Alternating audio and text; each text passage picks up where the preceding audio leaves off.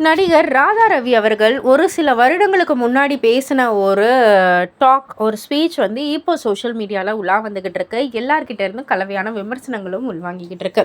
அது என்ன ஒரு பேச்சு அப்படின்னு வந்து கேட்டிங்கன்னா, எல்லா இடத்துலையுமே நான் சொல்லுவேன், நான் தெலுங்குக்காரன் தான், தெலுங்கர்கள் இல்லைன்னா தமிழ்நாடு எப்படி வளரும்?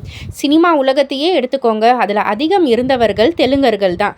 தமிழ்நாட்டில் மந்திரி சபை அமைப்பதற்கு தூணாக இருப்பது தெலுங்கு இனம் தான். தெலுங்கர்கள் இனம் இல்லைன்னா மந்திரி சபையே அமைக்க முடியாது. தேனியிலிருந்து திண்டுக்கல் வரைக்கும் தெலுங்கர்கள் தான் தேர்தலில் நிற்கிறாங்க. தெலுங்கன் இல்லைன்னா மதுரையே வளர்ந்துருக்காது. அதனால் தெலுங்கன் அப்படின்னு நான் பெருமையோடு வந்து சொல்லுவேன். நீங்களும் பெருமையோடு இருங்க அப்படின்ற மாதிரி வந்து சொல்லியிருக்காங்க. ஸோ அந்த ஒரு பேச்சு வந்து இப்போ வைரல் ஆகிக்கிட்டு இருக்கு. எல்லார்கிட்ட இருந்தும் கலவையான விமர்சனங்களும் உள்வாங்கிக்கிட்டு இருக்கு. இதை பற்றி நீங்கள் என்ன நினைக்கிறீங்க? உங்களுடைய கருத்து என்ன அப்படின்றத கீழே உள்ள கமெண்ட் பாக்ஸில் குறிப்பிட்டு சொல்லுங்கள். மறக்காம சேனலில் சப்ஸ்கிரைப் பண்ணி பக்கத்தில் உள்ள பெல் ஐகானை கிளிக் பண்ணிவிடுங்க.